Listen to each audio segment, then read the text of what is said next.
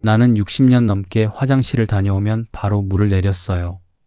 그런데 어느 날은 뭔가 이상했다고 합니다. 평소와 색이 조금 달랐고 냄새도 이상하게 심했습니다.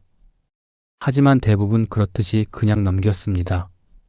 어제 먹은 음식 때문이겠지. 그렇게 생각했던 겁니다.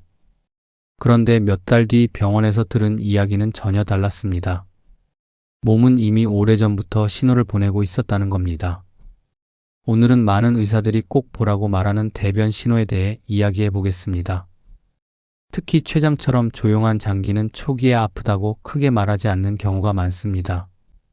대신 아주 작은 흔적을 남깁니다. 그리고 그 흔적이 가장 먼저 보이는 곳이 바로 변기 아닐 수 있습니다. 많은 분들이 몸에 큰 병이 생기면 반드시 심하게 아프고 살이 빠지고 바로 이상이 나타날 거라고 생각하십니다. 그런데 실제로는 그렇지 않은 경우가 많습니다.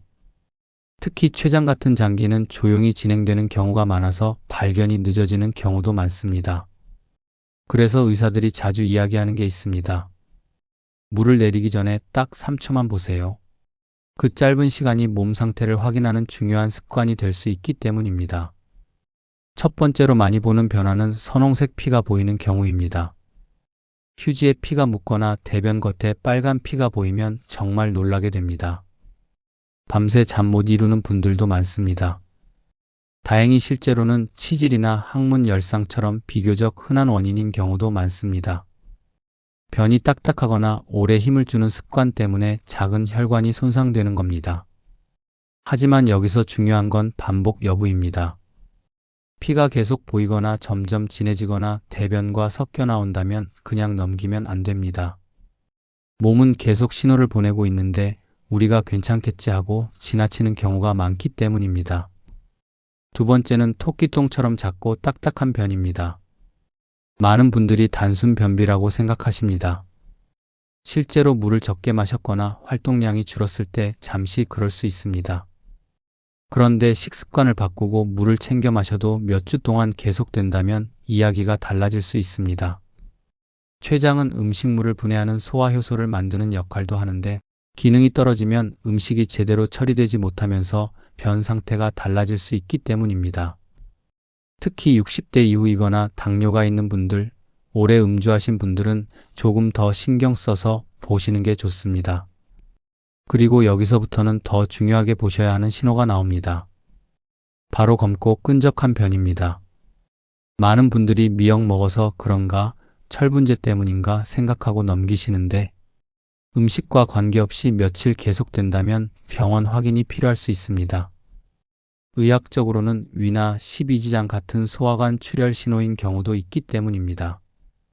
특히 냄새가 심해지고 어지럽거나 얼굴이 창백해지고 몸이 계속 피곤하다면 더 중요하게 봐야 합니다.